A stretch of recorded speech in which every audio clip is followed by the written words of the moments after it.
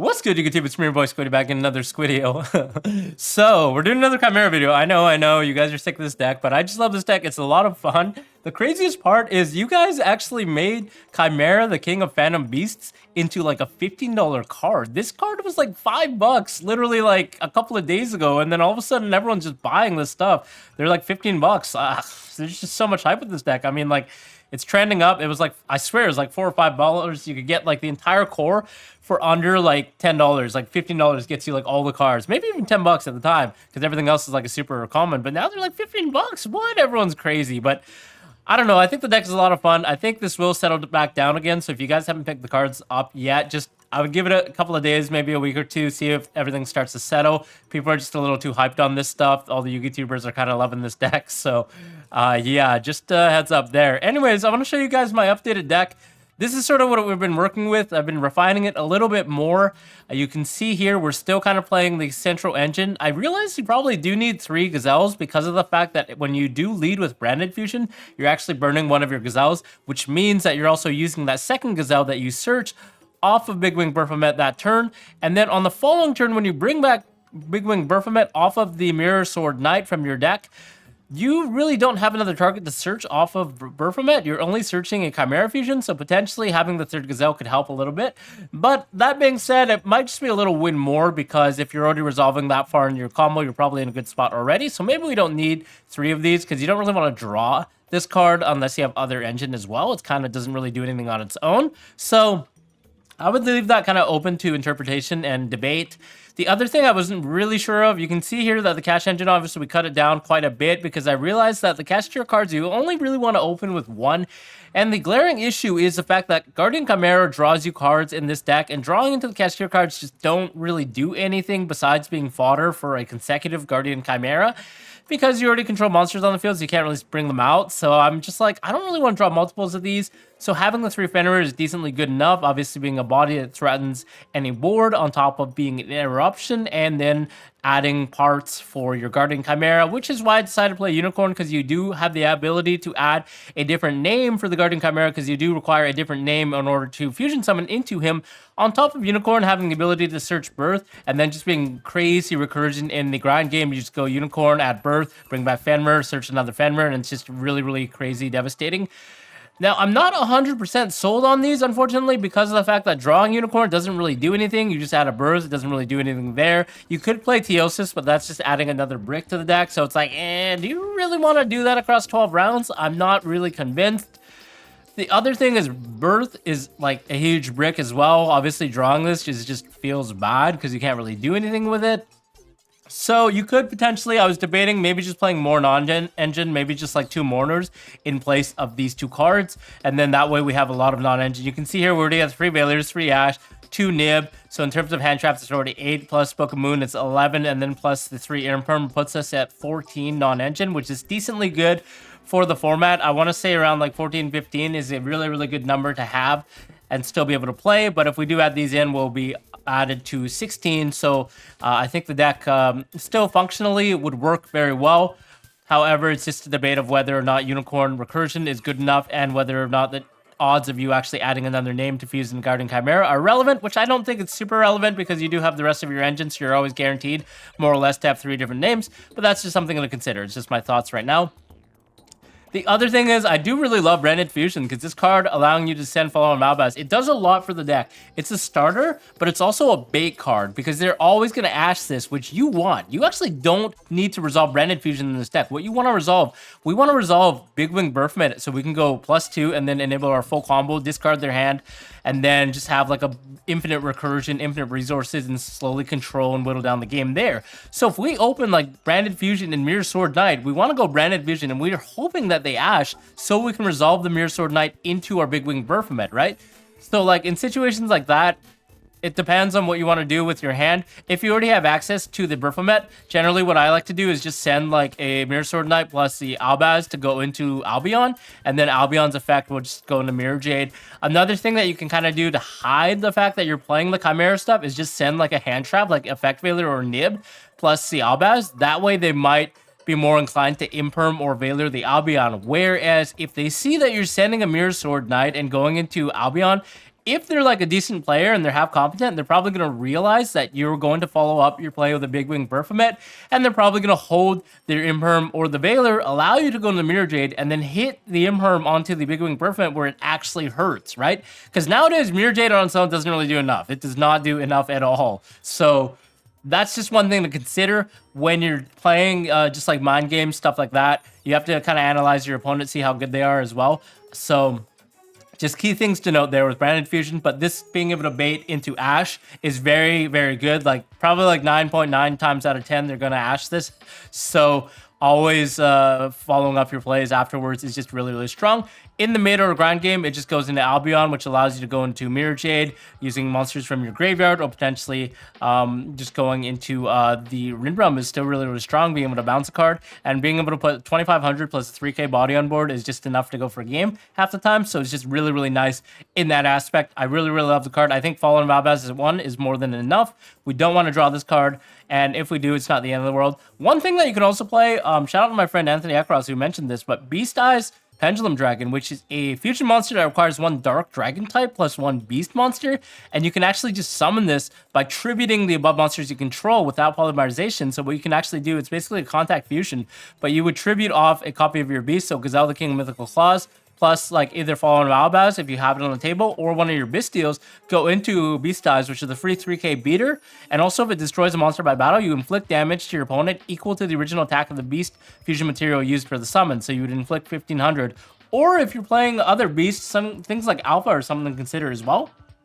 Alpha has 3k attack, so that would pair really, really well. Obviously being decently good going second as well, that's something to consider as well. So yeah, just like neat little interactions there. There are some other cards that you can actually search off of Gazelle and Big Wing Berfomet. For example, the what's that guy called? Visor Death? No. He's a level 5 fiend. Level 5 fiend. I always forget, but he's from PGD. Really, really old card. Yeah, Spicer Shock. So what this does is it's a level 5 fiend that can be searched off of Gazelle. And his effect is if this card is summoned, return all set cards on the field of the hand. So when you're playing against a back row deck like Labyrinth and you're going first, you're able to set up your board and then search Visor Shock using the Gazelle. You can summon it off of Mirror Sword Knight, for example. Then you can use Chimera Fusion to make something into like a Guardian Chimera or whatever using the Visor Shock.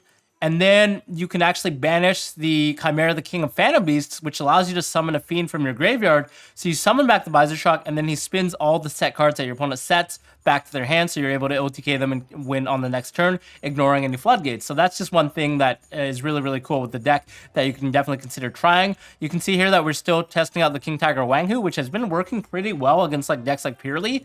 It just like stops them from summoning monsters because it just immediately triggers to pop the weenie monsters that they summon out, even against sprites, against decks like that, where there are actually a lot of decks in the format that actually use that. So King Tiger Wanghu being a search target off of Big Wing Berfomet, and then you bring it back using Chimera, the King of Phantom Beasts after you fuse it off in your hand is also another thing to consider. And the side deck is standard. Still testing out Drone Lockbird in the side deck. I'm not a big fan of it in the main deck right now because I still think Purely is like one of the most threatening decks, Purely and Cash, and it's only okay against those decks. Like, guys, I'm sorry, but this card is not that good against Pureleys. People are like, oh my gosh, this is broken against Pureleys. But the Purely players, if they're half decent, they're doing everything in draw phase. There are only some cans where they have to go in the main phase when they don't open like a quick play spell that they can actually immediately fire off. And then that would punish them, but that's the only time that it really does. And more than half the time it's just neg 1. So I personally don't like it against that deck. I'm only bringing this in against combo decks in my opinion. But if you have a heavy meta where there's a lot of people playing Vanadium or like heavy combo decks, then definitely could consider maining this and potentially siding other cards. The Bystials is something else I'm going to kind of test out just because it gives you bodies on the board, and it's also good against like Tier Elements and random dark decks, Dragon Links, stuff like that. Went back to 3 Cosmic because I realized we're losing a lot to Anti-Spell Fragrance. Everyone's siding Anti-Spell now, so it's really annoying. So being able to just get rid of that Anti-Spell Fragrance. Another card that we could try out is Pankratops because it's a monster as well, so we can fuse with it.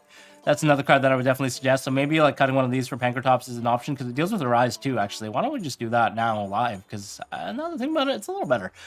And then we're also testing out the Herald of the Abyss still with the Thrust package just to get rid of the X Purely Nor, because it seems that that deck is actually annoying and is going to be a top tier 1 deck this format. Everything else is fairly standard, I think. Just trying out these different cards. Again, the XYZ engine, Donner, just to push out the cash tier cards. And yeah, that's about it. I'll show you guys a replay now that was really, really fun. All right, so replay. We lose the die roll. This is a match against Purely. That's a lot of fun. We're trying to go really fast because the videos are already really long. But you can see our hand is pretty bricky. We kind of bricked here. We don't really have any engine. So yeah, it doesn't look great for us. So our opponent's going to go ahead, draw phase, Purely Sleepy Memory, discard DD Crow, go into Pure Lily. And then they're going to use Pure Lily's effect, which we're instantly going to imperm right there because you always want to hold the imperm for the black guy because it does hurt them a lot. As you see here, they passed. Draw for turn. We literally draw like the worst card we could draw. So we're going to set 2 Book of Moon, pass, spin out that draw offer just in case our opponent decides to accept. They're going to go end phase into the Purely Delicious Memory, which is respectable. So they can use the Purely Lily on our turn, meaning they can use it again on their turn if they have to. Add a copy of My Friend Purely. They're going to draw for turn, activate My Friend, pay 500. That's going to resolve. They're going to reveal 3 copies of Happy Memory. So we're going to try and hold the book as long as we can because we know we have Nib as well, which is a potential option. They are going to go into Purely Lily into the Purely Nor. One thing to note is that they actually don't get the effect if this monster's removed while face down, so that Book of Moon can come in clutch. They are going to go ahead and use Happy Memory. We're going to chain the book here just so they can't set the trap and also get the material because obviously it's a quick effect that has to respond directly. They're actually going to hit us with this Aravis. What? This is hitting us with their own text? This is crazy. Okay, we're going to let that go through. We don't really care because, you know, the fact that this has already been chain blocked, so we can just hold the other book for now. And they're actually going to whiff off of the Purely, I believe, which is actually huge for us because we really didn't want this to hit. It would have actually put us in a really bad spot. And now the game's all of a sudden looking potentially winnable if we can top deck an engine piece. We're going to take the damage, see what they're going to do here. They're going to... I would have thought they would have gone Zeus, but they, I guess, wanted to play around the Nibiru, even though I'm not sure why they would, because they already have, like, the 3 different names in hand, so they could just add it back. So it's not like the end of the world if they get nibbed. They're going to go ahead and make the Lyrlust to search DD Crow, and we're thinking, yeah, we're not going to Book of Moon that, because then they're just going to go to Zeus, so we're just kind of waiting for the Zeus or the Downward Magician. They're going to be able to search DD Crow, and they just pass instead of playing it a nip. Okay, we draw Random Fusion, which is, like, insane here.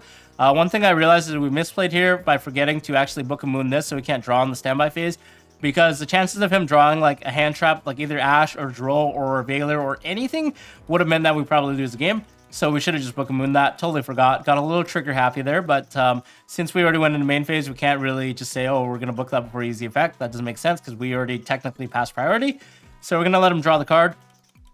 Activate Random Fusion. Luckily enough, it was not an actual hand trap. DD Crow we don't really care about because it's manageable. And then from here, we're just going to go to Rinbrum, search our engine, and this game is actually suddenly in our favor now that we have Chimera Fusion and a copy of Mirror Sword Knight, which we can resolve. So going to go ahead and just summon that, resolve that, use the effect of Big Wing Berfomet, add our monsters, add our second copy of Chimera Fusion, and this game is just basically over. I believe we can even OTK this turn because we do have the Rinbrum.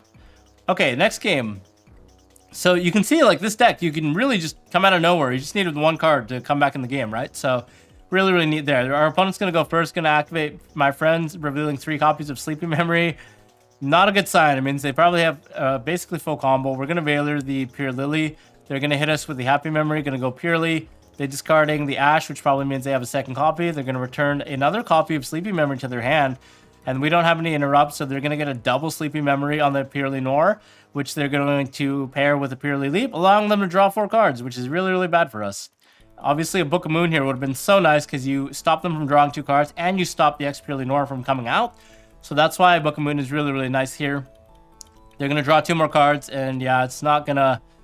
it's not a good sign. As you can see here, they have Droll and Contact C. They actually play Retaliating C, which is scary because that card is really good against our deck. Main phase 1, I make a critical misplay here by going Pot of Prosperity, banishing Zeus, which was awful because we had Tactics, and I was like, literally, I realized, darn, I shouldn't have done that because we could have just Tactics the Purely and made Zeus, and we probably would have won the game. But that's all right. Hindsight's 50-50. So we're going to add the Imperm here off of the pot. And then we are going to go ahead and get hit by the Drone Lockbird. So the Tactics here would have been so nice to Zeus. And then we could have just done so much. Like, even just having the Zeus and the Mirror Sword Knight resolving, I think was just game. But unfortunately, we are going to have to look at their hand. And then we end up ripping, I believe, the... How did we rip? I can't remember. Okay, I think we ripped a copy of the... oh yeah, it was the Delicious Memory. And then here we go ahead and Imperm, just try and push through his Castor Unicorn. And then we banished actually the wrong card. We banished the plum because he only played one. But I realized you should probably just banish happiness. He had 2 happies because happy can just OTK you. So banishing 1 happy now, and then on the following turn, which is inevitable that it'll activate a monster effect, we could have just banished the other happiness and we could have lived. We're going to Herald the Abyss, the X Purely Noir. We couldn't do it in main phase because he controlled Pure Lily, which is the same type and attribute as X Purely Noir. That's just one thing to watch out with Herald of the Abyss. If they have any other quick plays set, they could just chain it, summon out the Pure Lily, and then they have to send the Pure Lily instead of the Noir. So we just summon Mirror Sword Knight. We're under draw, so no point using it. So this is what I mean. Like here, if he used a monster effect, we could have just banished the X Purely Happiness, or the Purely Happiness rather. And then that way we could have lived a turn and potentially even resolved this Mirror Sword Knight and added 2 more cards, right? So we would have been in a lot better spot. So here you can see that we're probably just going to get Happiness OTK'd because of the fact that, well, Happiness exists and Happy Memory's still at 2 in the deck. We are going to be able to reserve the Big Wing Berfomet. Contact CA, by the way, does not do a lot against this deck because we can just go into Guardian Chimera. But I suppose it makes us go into Chimera first, so we can't add back Chimera Fusion immediately.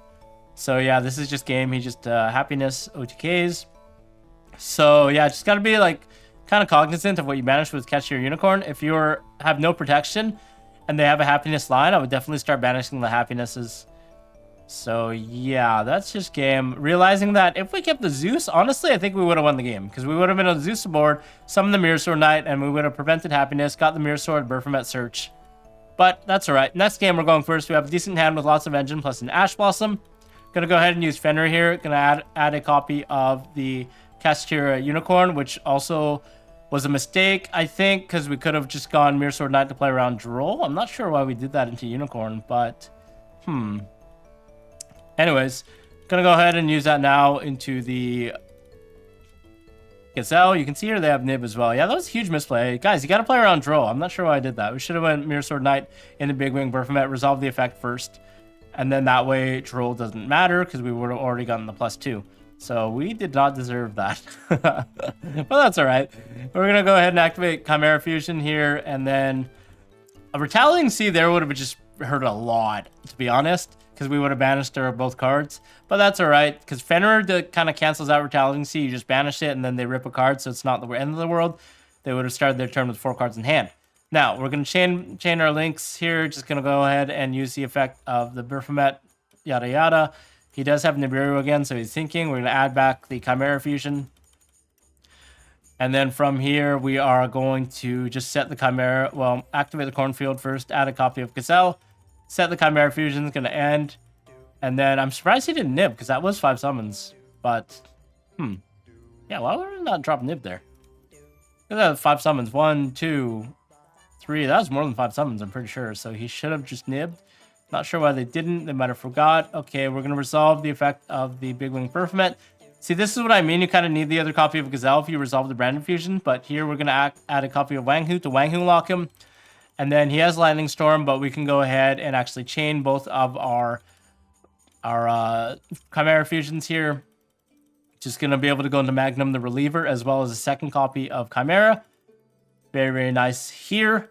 He does have the Droplet, though, which is quite nice in Pureleads. I guess you can just chain on top of whatever spells you're chaining, which is really nice to send them. And then we're going to go into Magnum Reliever, just putting everything in defense mode just so we don't get a Happiness OTK line. So I generally like to put stuff in defense mode, even though it means Zeus is coming out. I think Zeus is inevitable. Like, Purelead just has so many lines to make Zeus, so it's better to just prevent the Happiness play as opposed to Zeus. Chain block everything, and we did use the effect of the we did use from hand the King Tiger Wang Hu, so now our Engrave Chimera can banish itself to summon out the copy of the King Tiger Wang Hu, which we are going to go ahead and do. And then that will mean that the King Tiger will come out, so if he did summon, then we would have been able to pop the summon. So you can kind of see here how the deck works. It's really, really crazy as soon as you are able to set up. So that's about all I had video. If you guys have any other comments or suggestions, let me know below. Other than that, we'll see you guys in the next one. Bye-bye.